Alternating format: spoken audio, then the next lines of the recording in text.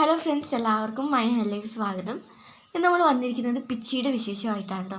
അപ്പോൾ നമുക്ക് നേരെ വീഡിയോയിലേക്ക് പോവാം. ഇന്ന് നമ്മൾ പറയുന്നത് പിച്ചകം, സ്പാനിഷ് ജാസ്മിൻ എന്നൊക്കെ അറിയപ്പെടുന്ന പിച്ചിയെക്കുറിച്ചാണ്.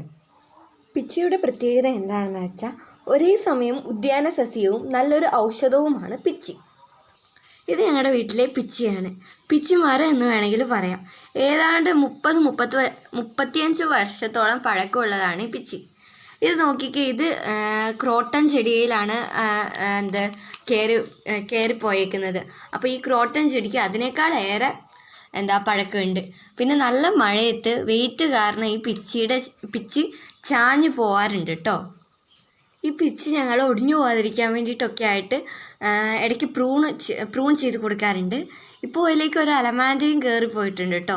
അപ്പോൾ അലമാൻഡ ഒക്കെ ഇപ്പം അതിൻ്റെ മുകളിൽ നല്ല പോലെ പൂവുണ്ടായി നിൽക്കുന്നുണ്ട്. അപ്പോൾ റോട്ടിൽ കൂടിയൊക്കെ നടന്നു വരുമ്പോൾ ഇതിൻ്റെ മുകളിൽ പൂവുണ്ടായി നിൽക്കുന്നത് കാണാൻ വളരെ ഭംഗിയാണ്. ഇതിന് പൂക്കൾക്ക് മുല്ലപ്പൂവിനെ പോലെ തന്നെ സുഗന്ധമുണ്ട്. ഇല കാണാതെ നിറഞ്ഞു പൂക്കാറുണ്ട് കേട്ടോ ഈ പിച്ചി. അപ്പോൾ വീട് മുഴുവൻ നല്ല മണമായിരിക്കും. ഇതിൻ്റെ പൂക്കൾ കൊണ്ട് മുല്ലപ്പൂവിൻ്റെ കൂടെ തന്നെ മുല്ലപ്പൂ പോലെ തന്നെ മാലയൊക്കെ ഉണ്ടാക്കാറുണ്ട്. പിന്നെ ഇത് പ്രധാനമായും ഇത് ഔഷധ സസ്യമാണ്. വ്യാവസായിക അടിസ്ഥാനത്തിൽ ഇത് കൃഷി ചെയ്ത് ആയുർവേദശാലകളിലൊക്കെ നൽകാറുണ്ട്. ഇനി നമുക്കിതിൻ്റെ ചില ഔഷധ പ്രയോഗങ്ങളെ പറ്റിയിട്ട് നോക്കാം.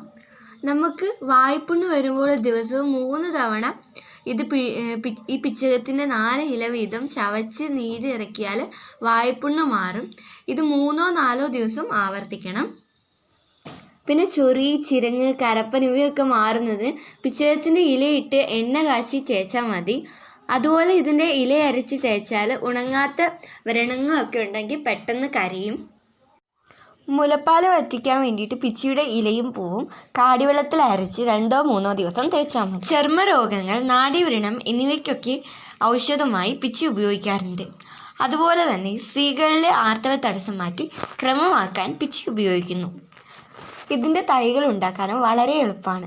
മൂത്ത തണ്ടുകൾ മുറിച്ച് നട്ട് നമുക്ക് പുതിയ തൈകൾ ഉണ്ടാക്കാം.